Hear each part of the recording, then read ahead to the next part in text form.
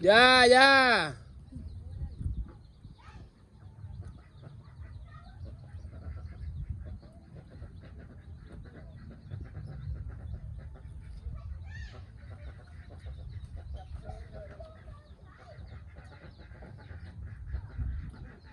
Hai giờ đang mà lấy đi.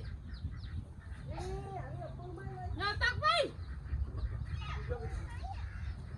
Bây giờ thoáng mắt thầy. Cái đột thấy. Lại mà đi ai nè. Đây. Chạm vậy kia.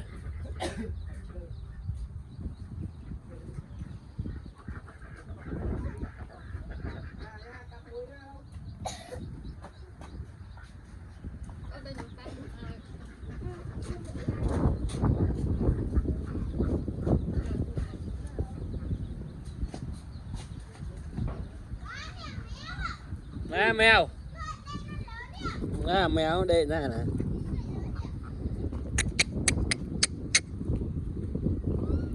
Nè mèo. Trời. Để ai bàn ngày mấy mèo à. Trời.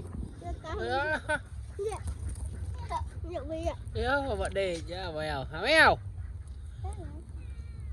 Trời thùng mà lỡ à.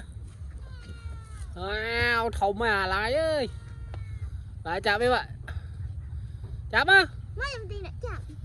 Chạm Trời mà mèo sạch mà lỡ à, thùng banana này à. Chạm em không? Ngả lại.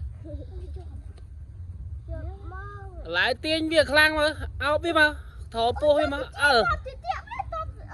Cho ấy cho cả nhắm chơi viên. Trời, à mèo đó mệt biết.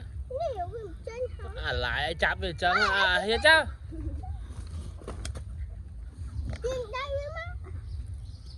Hay chơi cầm tiên khảo chập tiên Mà huyền cho ó là về cái nhắm cho về cái nhắm cho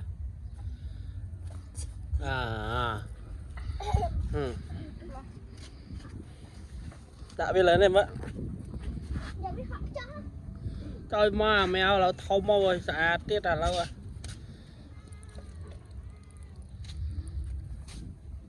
mà trái nha mèo ấy nó biết tao lỡ giờ này lỡ xả đó ba là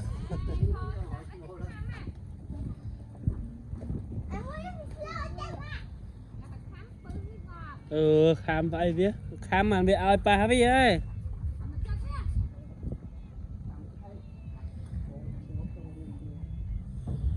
món túi giờ là pa này bỏ bay tiếp đây ấy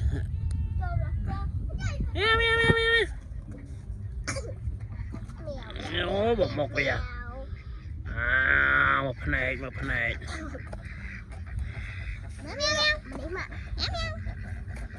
mà lại anh thọt đi một bé là lại một phần này chứ cái phần này thông như này lại có mà thảo thiệt mới phát